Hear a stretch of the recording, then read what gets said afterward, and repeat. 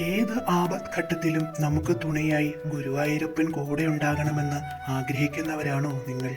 എങ്കിൽ ഒരു നിമിഷം എഴുതൂ, സർവം കൃഷ്ണാർപ്പണമസ്തു, സർവം കൃഷ്ണാർപ്പണമസ്തു.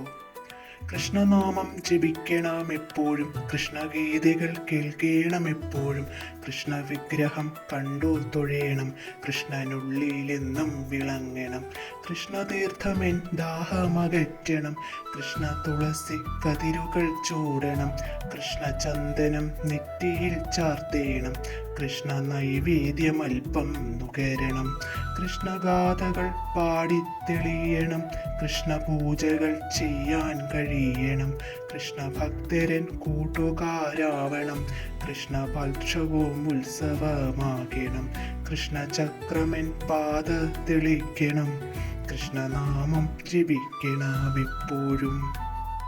വിശ്വാസത്തോടെ ഗുരുവായൂരപ്പന് ഒരു പൂവോ ഇലയോ അർപ്പിച്ചാൽ, ഭഗവാനെ മനസ്സിൽ പ്രതിഷ്ഠിച്ചാൽ ഭഗവാൻ ആ ഭക്തനെ കൈവെടിയില്ലെന്നാണ് വിശ്വാസം.